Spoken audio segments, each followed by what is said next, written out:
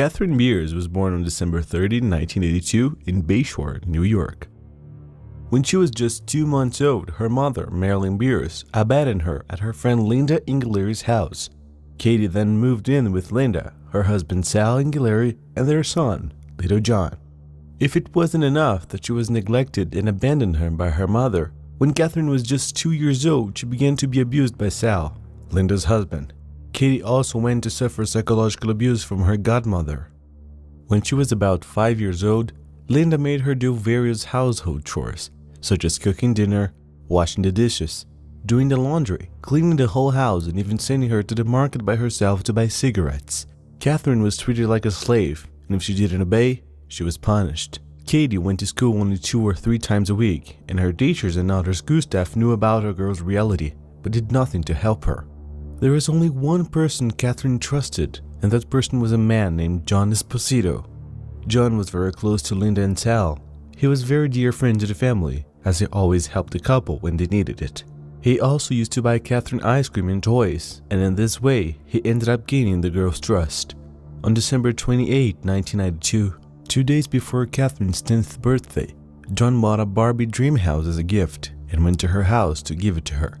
Arriving there, he asked Linda if he could take Catherine to an amusement park, as it was close to her birthday. Since John was a good friend, Linda thought it would be nice if he took her for a walk, so she let Catherine go. After John took Catherine to play in the park, they went for ice cream and finally stopped at a toy store, where John bought her some video games. John bought these video games because he knew that the only place Katie could play was at his house, as the girl didn't have a console. Right after, he invited her to his house. Very excited about the new games, she accepted without hesitation. Once there, John showed Catherine the house and then took her to a large room full of games, toys, snacks, and soft drinks, a dream for any child. This room was also the main bedroom in the house, where John slept. John sat on the bed and pulled Katie onto his lap. He covered her mouth and told her not to scream so he wouldn't hurt her. Then, he raped her. After that, John took her to his office, and in a moment of distraction, Catherine tried to pick up the phone and call the police, but John noticed and immediately took the phone from her and then locked her inside a closet that was behind a bookshelf. Behind that closet was a concrete trapdoor that weighed about 200 pounds and could only be opened by a hinge mechanism that John had built. He opened this trapdoor and sent Candy down the 4-foot ladder.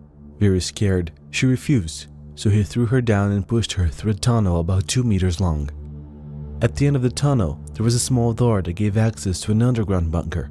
It was a dirty and dark room. It had a very dim lamp, a toilet, a mattress, a TV, handcuffs, and a big chain. The day he kidnapped Katie, John devised a plan whose goal was to make him above suspicion. First, he forced Katie to call Linda, her adoptive mother, and say that she had been kidnapped by a man with a knife. Then he went to the police and reported the girl's disappearance, claiming that he was distracted for a moment and when he looked she was no longer there.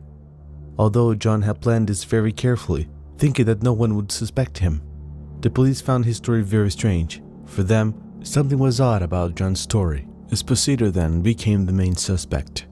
Dominic Varone, the detective in charge of Catherine's case, was certain that John was responsible for her disappearance. He looked up for John's file and found that he had already been arrested for trying to kidnap a 7-year-old from a mall.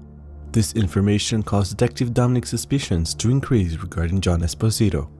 He then decided to go to John's house with a team of police and they searched the entire place, but found nothing. John only entered the bunker once a day to feed Catherine. Her only company was the TV, where she watched reports of her own disappearance. Katie was a very smart girl. Once John dropped the key inside the bunker, without him noticing, she hid the key under the pillow, thinking that maybe at some point it might be of some use. On another occasion, Catherine heard voices and started screaming for help. John got very angry and trapped her in the chain that was in the bunker. When John left, she tested a key she had hidden and was able to open the chain lock. John kept her trapped the entire time, so every time he left, she took the opportunity to let go. On December 30, 1992, 2 days after her disappearance and her birthday, Katie sang happy birthday to herself. This showed that despite her situation, the girl stood firm, as many in her place would surely have gone mad. As John was aware that the police were suspicious of him, he became more cautious. That way, he didn't have direct contact with Katie for days, and only went into the bunker to leave food for the girl. Catherine saw the situation as an opportunity for her to come up with a plan. She knew that John loved her, even if in an unhealthy way, and she also knew that she would never be found. She then thought of a way to use John's feelings to her advantage and find a way to escape that place. Katie started asking questions that seemed innocent to John, but her real intention was to test him. She asked how she was going to school. He replied that he would teach her everything she needed to know. Asked how she was going to work. He said she wouldn't need it, as he already had enough money for both of them. He also asked how he would get married and have children. He replied that when she turned 18, the two would marry and have a beautiful family. On January 14, 1993, 17 days after her kidnapping, Catherine pretended that she was very sick and that she had never felt this way before and that maybe she couldn't make it. John, very concerned that Catherine might die, called his lawyer and subsequently turned himself in. He took the police to the bunker and Catherine was rescued. The bunker was 1.80 by 2.30 meters. The walls were lined with a soundproof material, and despite having a box with a pipe that took air there, it was very hot and stuffy. In his testimony, John Esposito told the police that the bunker was built years before the kidnapping, and that construction took about a year. He also said that he built it especially for Catherine, and the entrance was inside his house and ended up under his garage. John Esposito pleaded guilty on June 16, 1994 to first-degree kidnapping. As part of a plea deal with the prosecution for turning himself in, he was sentenced to 15 years in prison without parole. In September 2013, aged 63, John Esposito was found dead in his cell. According to the coroner, he died of natural causes. Sal Ingaleri, Catherine's adopted father, was sentenced to 12 years in prison for abusing her. He served his sentence until 2006, but was arrested again for another crime in 2007. In February 2009, at age 55, he died in prison of a heart attack. Marilyn Beers, mother of Katie, and Linda Ingaleri, adoptive mother, despite abandonment, neglect, and mistreatment, were not charged with any crime. Shortly after being rescued, Katie was adopted and moved to New Hampton, a small town in Orange County, New York. She underwent intense therapy and later returned to school, adapting very well to her new life. Katie Beers later said in an interview that being kidnapped was probably one of the best things that ever happened to her, because thanks to this kidnapping, after being released, she was adopted by her new family, who, according to her, saved her from a childhood of abuse and mistreatment, giving her lots of love and a great life. Today, Katie is married and lives in rural Pennsylvania with her husband and 2 children.